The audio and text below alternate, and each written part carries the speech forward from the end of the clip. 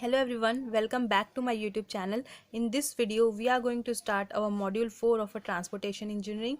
Till now, we have covered the 3 modules of a transportation engineering in which you all have given a good response. So that's why we are going to start our module 4, and the module 4 is the pavement design. In this module, the topic that we are going to cover is the what is pavement, type of pavement, design parameters like standard axial load. This is important. And next is the stress at any depth, equivalent single wheel load. This is also important. And rigidity factor, repetitions. Okay, next we will see the method of a flexible design, then we will see the method of a rigid pavement design. We will see all the methods and what are important in these. I will tell you. Next we will see the stress on a rigid pavement. There are various types of stresses acting on the rigid pavement, so we will study all those type of stresses and we will see the questions of all these topic. Okay, and next we will see what is joint in a rigid pavement. Joint in a rigid pavement के लिए बहुत सारे लोगों ने comment किया था video बनाने के लिए. ओके, सो इस लेक्चर के बाद हम नेक्स्ट लेक्चर जो होगा वो हमारा क्या होगा, joint in a rigid payment. उसके बाद हम ये जो बचे हुए टॉपिक हैं उन्हें कवर कर लेंगे. ओके, सो आज की वीडियो में हम देखेंगे what is payment and the type of payment, और नेक्स्ट आज की वीडियो में हम देखेंगे method of a flexible design. Flexible design के हम सारे मेथड आज के वीडियो में देखेंगे. नेक्स्ट वीडियो होगा हमारा method of a rigid pavement design, उसके बाद आपका joint in a rigid pavement, then हम ये सारे डिजाइन पैरामीटर देखेंगे, उसके बाद हम ये लास्ट में स्ट्रेसेस देखेंगे. ओके, तो स्टार्ट करते हैं आज का मॉड्यूल और आज के टॉपिक से. तो अगर before starting I request you all to please subscribe the channel, and अगर आपको ये वीडियो हेल्पफुल लगे प्रीवियस वीडियोस जैसे, तो प्लीज़ आप इस वीडियो को लाइक करें और शेयर करें. Okay, so we will start this new module, that is module 4, and we will start with the topic what is pavement.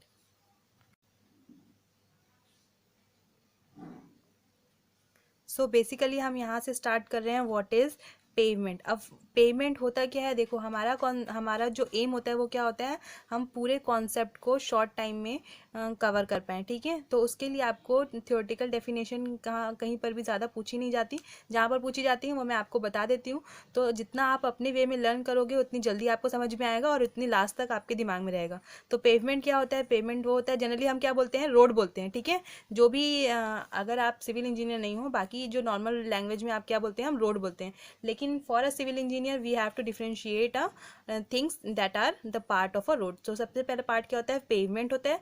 Pavement वो होता है जिसमें हमारी मेनली गाड़ियाँ चलती हैं, जो कॉन्क्रीट से या बिटुमिन से बनाया जाता है, और बगल में क्या रहता है, कुछ जहाँ पर कुछ स्पेस लेफ्ट रहता है उसे आप क्या बोलते हो, शोल्डर बोलते हो. शोल्डर क्या रहता है, ताकि आप वहाँ पर इमरजेंसी में पार्किंग कर पाओ, या फिर वहाँ पर आपका रोड के बगल में आपको जो स्पेस अवेलेबल रहता है उसे आप यहाँ क्या बोलते हो, शोल्डर बोलते हो.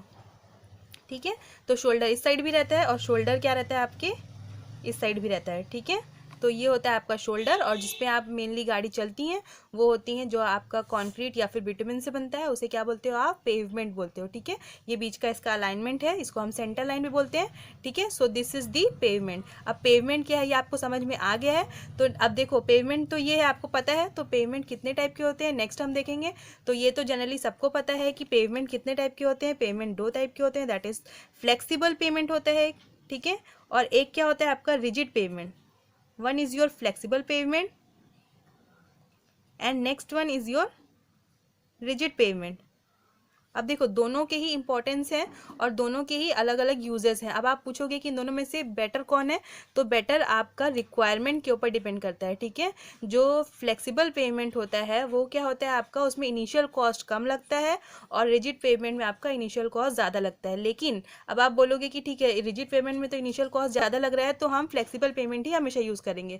लेकिन ऐसा नहीं है, फ्लेक्सिबल पेमेंट में मेंटेनेंस आपका ज़्यादा लगता है as compare to rigid pavement. Rigid pavement में आपका मेंटेनेंस कॉस्ट बहुत कम लगता है. ओके, रिजिड पेमेंट किससे बना होता है, फ्लेक्सिबल पेमेंट किससे बना होता है, वो सब हम यहाँ पर देखते हैं. ठीक है, we will see all the important type of a difference between a flexible payment और rigid payment. देखो flexible payment क्या होता है, जिसमें लोड ट्रांसफ़र जो है वो ग्रेन टू ग्रेन होता है. ग्रेन टू ग्रेन होता है मीन्स कि लोड जो है वो ग्रेन बाय ग्रेन ट्रांसफ़र होता है टू दी सब ग्रेड. ठीक है, और इसमें क्या होता है, इसमें आपका स्लैब एक्शन होता है। ओके, स्लैब एक्शन मतलब जैसे लोड स्लैब में ट्रांसफर होता है वैसे ही रिजिड पेमेंट में भी लोड ट्रांसफर, जैसे आपका फ्लेक्सिबल पेमेंट में grain to grain load transfer का फिनोमेना है, वैसे ही आपका रिजिड पेमेंट में क्या है, आपका स्लैब एक्शन के जैसे ही आपका लोड ट्रांसफर होता है। जैसे लोड स्लैब में ट्रांसफर होता है वैसे ही आपका रिजिड पेमेंट में भी ट्रांसफर होता है। ठीक है, इसका फ्लेक्सुरल स्ट्रेंथ मतलब फ्लेक्सर को रेजिस्ट करने की कैपेसिटी कम होती है, तो इसको क्या बोलते हैं आप, फ्लेक्सुरल स्ट्रेंथ इज लो। और इसमें क्या होता है, फ्लेक्सुरल स्ट्रेंथ इज हाई। ठीक है,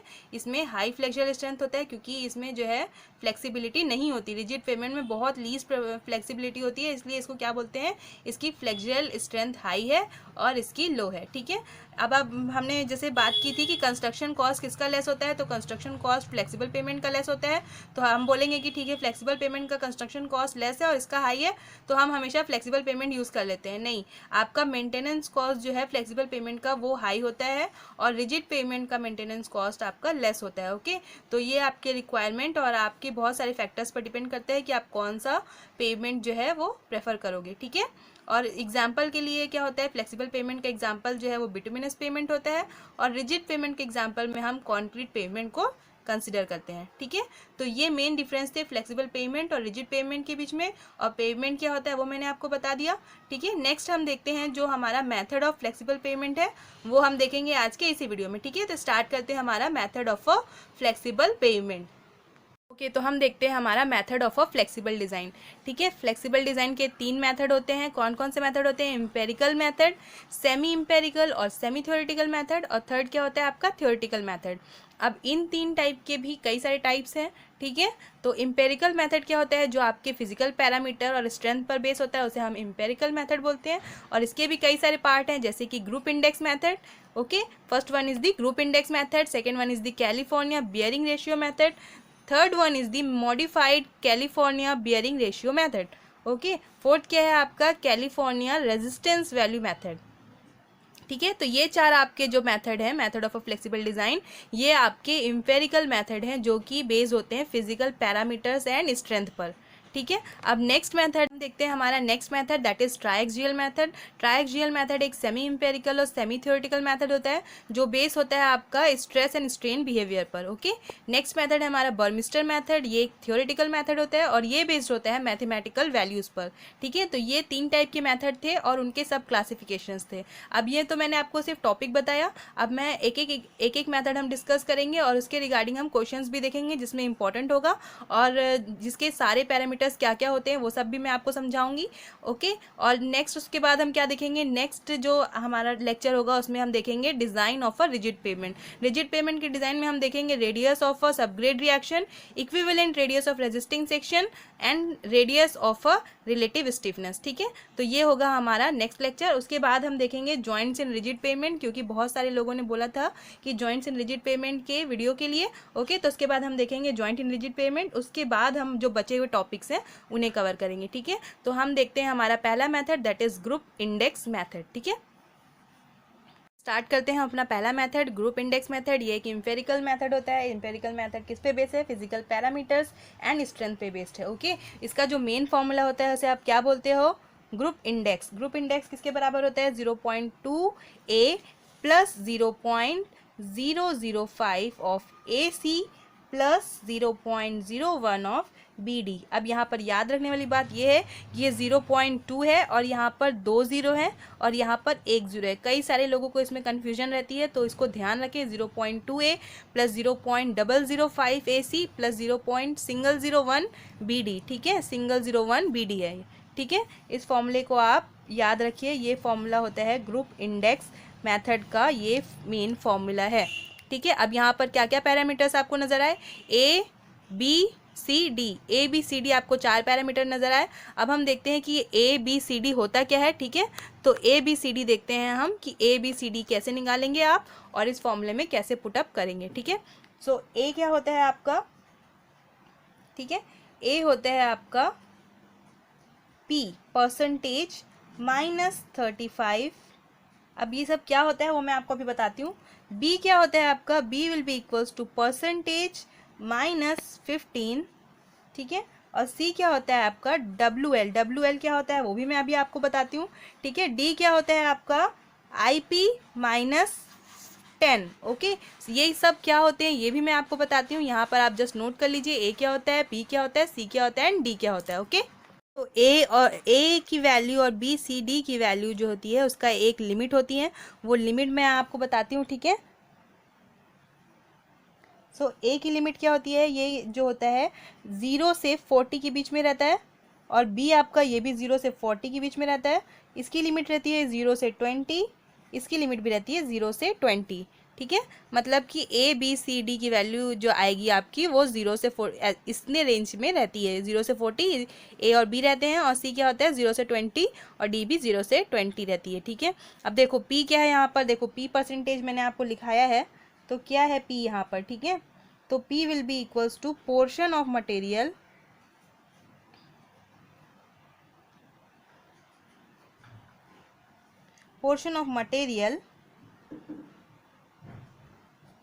passing through 75 micron sieve in the percentage। Okay, ये होता है आपके जितने भी 75 माइक्रोन सीव से जो भी पोर्शन होगा आपके सॉइल का जो पास हो जाएगा उसे आप बोलते हो परसेंटेज पी, ठीक है। अब डब्ल्यू एल क्या है आपका, W L is the liquidity limit. Liquidity limit क्या होती है, सब आपने जियोटेक में पढ़ा होगा। Okay, liquidity limit. और नेक्स्ट आपका क्या है आईपी। आईपी क्या होता है, आईपी आपको पता है, IP is the plasticity index. Plasticity index को हम बोलते हैं आईपी, और वो किसके बराबर होता है, liquid limit minus plastic limit के, W L minus W P के बराबर होता है, ठीक है। तो मैंने यहाँ आपको सब बता दिया है। ये था हमारा ग्रुप इंडेक्स मेथड, ठीक है। इसका फॉर्मूला क्या होता है आपका 0.2 A plus 0.005 A C plus 0.01 of B D. A क्या है, percentage of material passing through 75 micron sieve में आप 35 माइनस करोगे तो आपका ए की वैल्यू आएगी। ऐसे ही अगर आप उसमें 15 माइनस कर देते हो तो आपकी बी की वैल्यू आएगी। और डब्ल्यू एल क्या है आपका बताइए, लिक्विडिटी लिमिट में अगर आप 40 माइनस करोगे तो आपकी सी की वैल्यू आएगी। प्लास्टिसिटी इंडेक्स में अगर आप 10 माइनस करोगे तो आपकी डी की वैल्यू आ जाएगी। इसकी वैल्यू जो होती है 40 से ज़्यादा नहीं हो जा सकती, 0 से 40 के बीच में रहती है, इसकी 0 से 40 के बीच में रहती है, इन दोनों की 0 से 20 के बीच में रहती है, ठीक है। तो ये हो गया आपका ग्रुप इंडेक्स मेथड, जिसे आप इस सारे जो पैरामीटर्स हैं उनके हेल्प से सॉल्व करके यहाँ पर पुट करके ग्रुप इंडेक्स की वैल्यू निकाल लोगे, ठीक है। अगर आपने मान लो ग्रुप इंडेक्स की जितना भी आपको percentage of material passing through जो 75 माइक्रोन सीव है फॉर एग्जांपल, कि वो आपका कितना है बताइए, फॉर एग्जांपल वो आपका 45 है, ठीक है। 45% मटेरियल जो है आपका 75 माइक्रोन सीव से पास हो गया, तो आप यहाँ पर रख दो 45 माइनस 35, इसको सॉल्व कर लो। ये इसमें आपकी कोई वैल्यू दी हुई होंगी आपके क्वेश्चन में, आपने इसको सॉल्व कर लिया, ठीक है। आपके पास ए बी सी डी की वैल्यू आ गई, आपने इसमें पुट कर दिया, आपकी ग्रुप इंडेक्स की वैल्यू आ गई। तो देखो अब क्या है, हम आधा मेथड नहीं पढ़ेंगे, ठीक है। तो आपका जब आंसर आ गया तो उसका क्वेश्चन कैसे बनते हैं एग्जाम में, ठीक है। तो आपके ग्रुप इंडेक्स की जो वैल्यू होती है वो कहाँ से कहाँ तक रेंज करती है, group index value ranges between 0 से 20, ठीक है। ग्रुप इंडेक्स की जो वैल्यू होती है वो आपकी 0 से 20 के बीच में ही हमेशा आएगी। अब देखो क्वेश्चन कई बार ये फ्रेम होता है कि जो आपको अलग अलग रेंज दे दी जाएगी और पूछा जाएगा आपसे कि वो सॉइल के टाइप बताओ, ठीक है। तो आप कैसे क्लासीफाई करोगे, देखो ग्रुप इंडेक्स की वैल्यू लिखोगे, इधर साइड में आपको लिख देती हूँ, और इधर साइड में आपके लिए सॉइल टाइप लिख देती हूँ, ठीक है। तो कैसे क्लासीफाई करेंगे हम इसको, देखो अगर ग्रुप इंडेक्स की वैल्यू 0 से 1 के बीच में है तो आपका सॉइल क्या होगा, गुड सॉइल होगा, ओके। अगर वही आपकी ग्रुप इंडेक्स की वैल्यू अगर 2 से 4 के बीच में है तो आपका ये क्या होगा, फेयर सॉइल, मतलब ठीक है आपका सॉइल, ओके। अगर आपकी ग्रुप इंडेक्स की वैल्यू 5 से 9 के बीच में वेरी करती है तो आपका सॉइल पुअर सॉइल हो जाएगा। और अगर वहीं आपकी ग्रुप इंडेक्स की वैल्यू 10 से 20 के बीच में चली जाती है तो आपका जो सॉइल है वो वेरी पुअर सॉइल हो जाएगा, ठीक है। तो इस टाइप से आपको क्वेश्चन में दिया रहेगा रेंज, यहाँ पर फॉर एग्जांपल आपको ग्रुप इंडेक्स की जो रेंज दे दी जाएगी, ठीक है, और आपको पूछा जाएगा कि इसके करस्पॉन्डिंग आप टाइप ऑफ सॉइल बताओ, ठीक है। फॉर एग्जांपल आपको क्वेश्चन में बोल दिया गया है कि your GI index value is 3, tell the type of a soil, okay.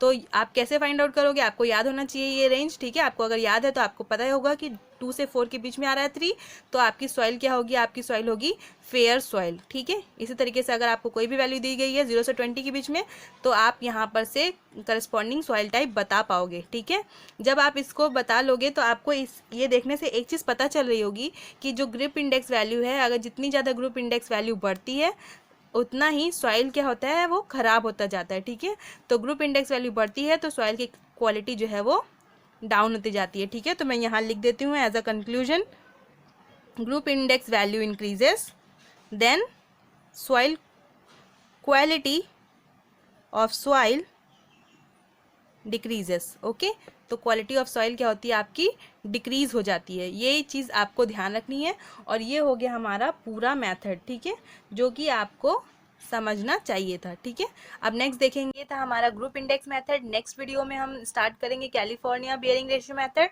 Modified California bearing ratio method, California resistance value method and triaxial और बर्मिस्टर मेथड देखेंगे। ओके, सो अगर आपको ये वीडियो हेल्पफुल लगी और आप चाहते हो कि ये मॉड्यूल में कंटिन्यू करूँ, then please share and like this video. Okay, thank you.